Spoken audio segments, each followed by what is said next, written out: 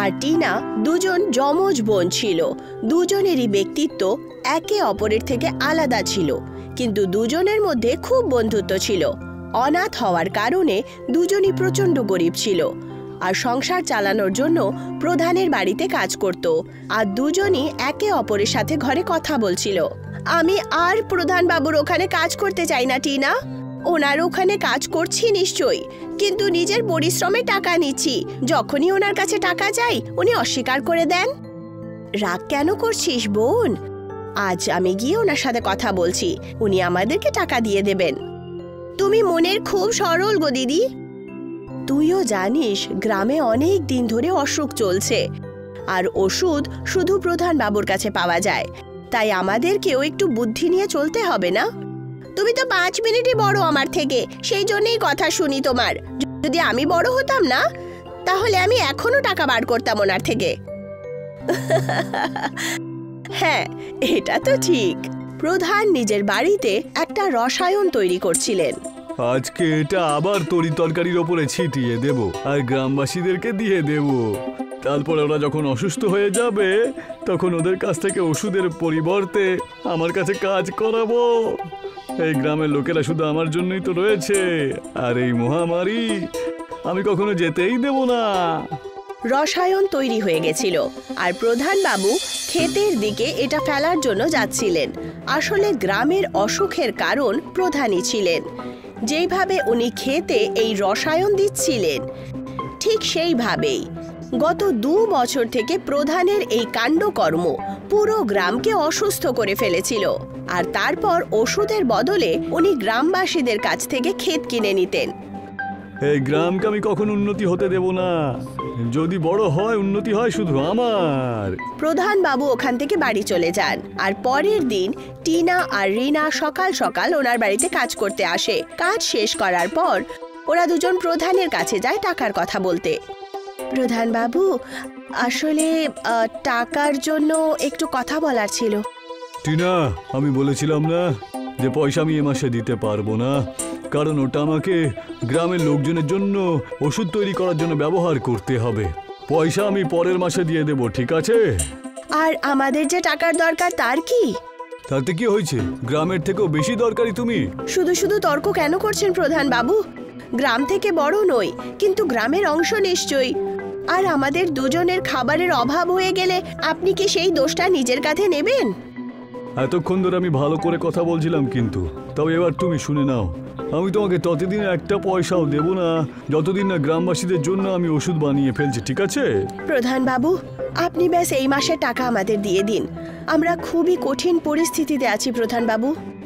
ঠিক আছে টিনা, পয়সা তোমাকে দিয়েই দিচ্ছি, কিন্তু কাল থেকে কেন আসার দরকার নেই। আসতেও চায় কে? প্রধান টিনার হাতে টাকা দিয়ে দেয় আর দুজন ওখান থেকে বাড়ি ফিরে যায়। টিনা খুবই চিন্তায় ছিল। নিজের বোনের চেহারায় চিন্তা দেখে রিনা তাকে জিজ্ঞাসা করে, কি হয়েছে? এত চিন্তা করছো কেন দিদি? তুই বুঝতে পারছিস না রিনা, যদি আমাদের কখনো অসুবিধে হয় তখন ওষুধও পাবো না আমরা। আর কাজ না হওয়ার কারণে পয়সার অভাব আগে থেকে আরো বেশি হবে। তো আমরা অন্য কোথাও কাজ করে নেব না? অন্য কোথাও? গ্রামে বেশিরভাগ ব্যবসা প্রধান বাবুর হাতেই রয়েছে, আর আমাদের ঝগড়া ওনার সাথেই হয়েছে। আর কেউ এরকমও নেই যে তাদের বাড়িতে আমরা কাজ খুঁজে পাবো। হ্যাঁ দিদি, সবাই তো এই রোগে অসুস্থ হয়ে পড়েছে, আর প্রধান বাবুর দয়ায় একদম আটকে আছে। আমি এটা বলছি না যে তুমি ভুল করেছো, কিন্তু আমাদেরকে আগে কি করতে হবে সেটা ভাবতে হবে। যে রিনা এই কথাটা শুনে দুঃখী হয়ে যায় যে তার কারণেই দুজন বোন এখন খুব কঠিন অবস্থায় থাকবে।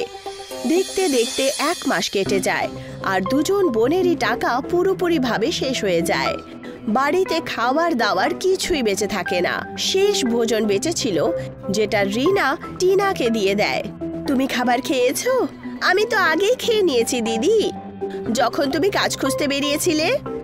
আচ্ছা, এখন তুমি খেয়ে নাও। আর আমি একটু বেশি খেয়ে নিলাম, তাই কমই বেঁচে আছে দিদি। আরে পাগলি, তুই আরো খেয়ে নিলেও কোনো অসুবিধে হতো না, কিন্তু এখন কাল থেকে আমাদের কি করতে হবে এটা ভাবতে হবে। হ্যাঁ দিদি, রেশন তো পুরোপুরি ভাবে শেষ হয়ে গেছে। তক্ষুনি বাড়ির বাইরে একজন ভিক্ষুক চলে আসেন। ভিক্ষাং দেহি, ভিক্ষাং দেহি। প্রণাম বাবাজি। কল্যাণ হোক তোমার। যদি কিছু ভিক্ষা থাকে তাহলে দিয়ে দাও না। বাবা, ভিক্ষা তো একটুও নেই বাড়িতে। একটু খাবার বেঁচেছিল, ওটা আমি দিদিকে দিয়ে দিলাম। ক্ষমা করবেন বাবা। এরকম কেন বলছো রিনা? কোনো ব্রাহ্মণ বা ভিক্ষুক এলে ওনাকে আমাদেরকে এইভাবে ফেরত পাঠানো উচিত না। কিন্তু দিদি। খুব ভালোবাসা তোমাদের মধ্যে রয়েছে। একটা প্রেমের জন্য নিজের খিদে চাপা দিয়ে দিয়ে নিজের বড় বোনকে খাওয়ায়, আর বড় বোন নিজের ছোট বোনকে ধর্মের মাহার্ঘ দেখায়। ছোটের প্রেমটা অন্যরকম, আর বড়র ধর্ম খুব উঁচু। খুবই ভালো কথা, জানো তো? বাবা, আপনি তো বাড়ির পরিস্থিতি বিনা বলেই জেনে গেলেন, আর আমার ব্যবহারের জন্য আমাকে ক্ষমা করে দেবেন। এতে ক্ষমা চাওয়ার মতন কোনো ব্যাপার নেই মা। প্রেমের থেকে উন্নত উঁচু আর কোনো ধর্ম নেই যে।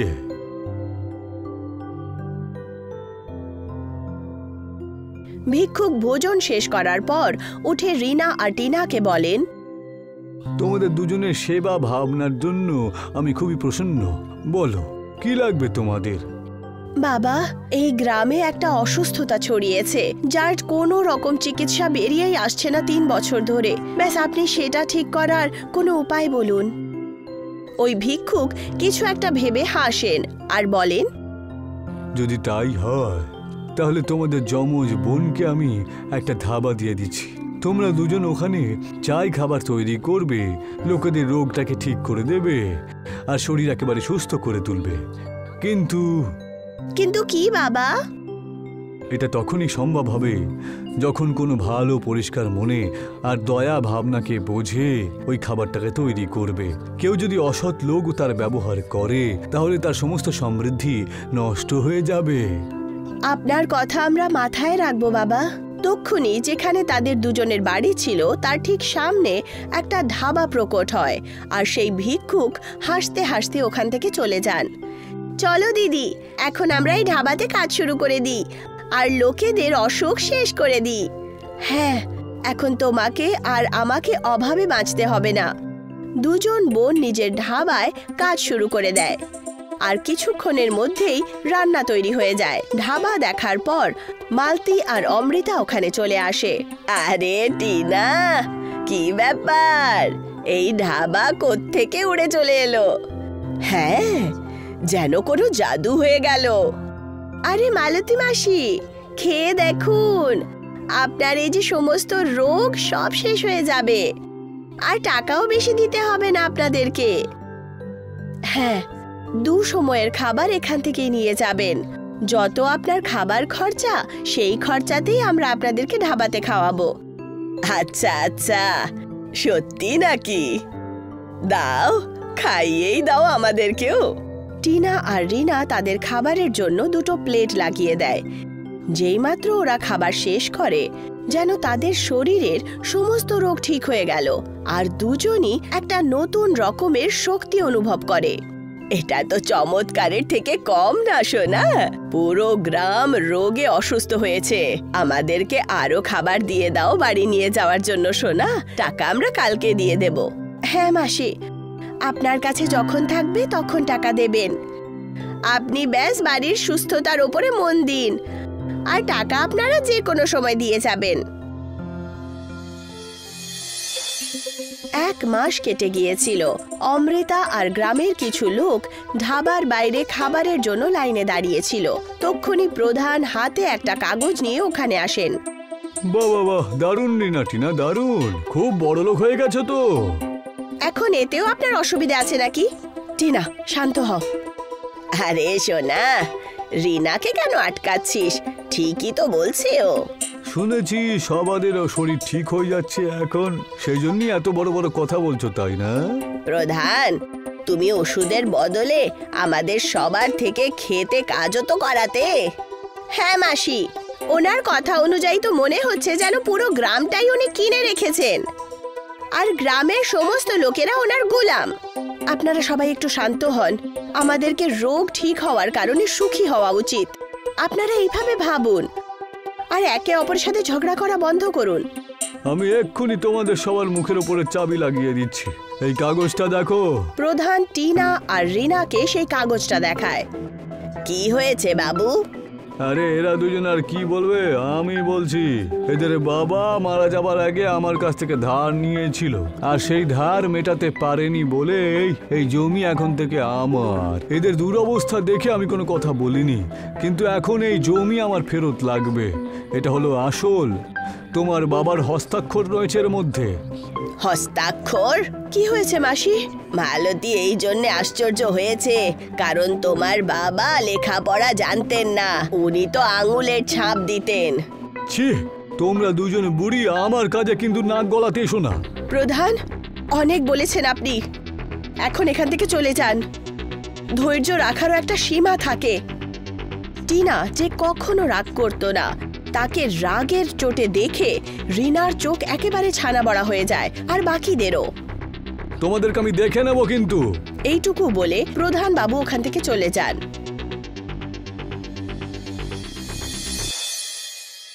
অনেক দিন কেটে গিয়েছিল, আর রাত্রির চাঁদের আলো পৃথিবীতে আলোকিত হচ্ছিল।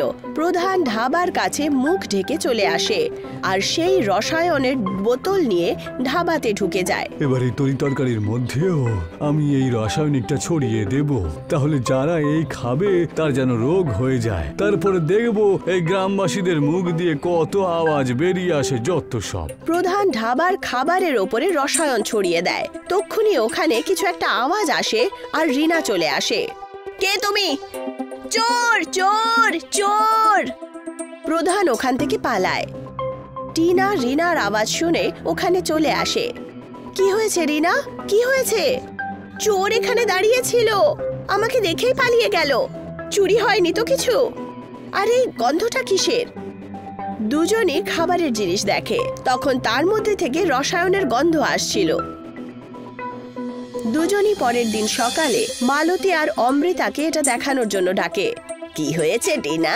এই খাবারের জিনিসগুলো দেখুন না, এর মধ্যে রসায়ন ছড়ানো হয়েছে, আর গ্রামের অসুস্থতার কারণও এটাই। কিন্তু এটা তোমরা কি করে জানলে?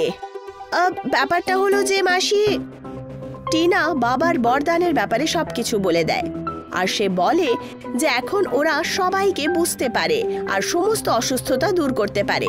আচ্ছা, তাহলে এই ব্যাপার, কিন্তু এটা করলোটাকে? এটা জানার জন্য আপনাদের সবাইকে আমার কথা মানতে হবে। কিছুক্ষণ পর ওখানে প্রধান চলে আসে। ধাবাতে বসে থাকা সবার পেটে ব্যথা হচ্ছিল, আর প্রধান এটা দেখে বলেন, দেখলে তো এই বনগুলো সঙ্গ দিলে বলে কি অবস্থা হলো। আমি তো আগে থেকেই জানতাম এরা কোনো রোগের নিবারণ করতে পারে না। এই রোগের ওষুধ শুধুমাত্র আমার কাছেই আছে। প্রধান, কিছু ওষুধ দিয়ে দাও, খুব ব্যথা হচ্ছে। এই নাও ওষুধ। মনে হয় পুরো তৈয়ারি করে এসেছেন প্রধান বাবু। আপনি কি করে জানতে পারলেন এখানে ওষুধের দরকার পড়বে? আসলে আমি তো সঙ্গে করে নিয়েই ঘুরে বেড়াই, কখন কাজে লেগে যাবে তাই কাজে চলে এলো এখন। তাহলে চিন্টু যে নিয়ে আসছে, তাহলে সেটা কি? চিন্টু নামের বাচ্চা সেই রসায়নের কৌটো নিয়ে আসে, যেটা কাল প্রধান ছড়াচ্ছিলেন। কিছু মনে পড়লো? কিন্তু আমি তো ভেবেছিলাম যে তুমি আমাকে দেখোনি। এখন আমার সন্দেহ সত্যিতে পাল্টালো। মানে কালকে যেই চোরটা বাড়িতে ঢুকেছিল সেটা আপনি ছিলেন।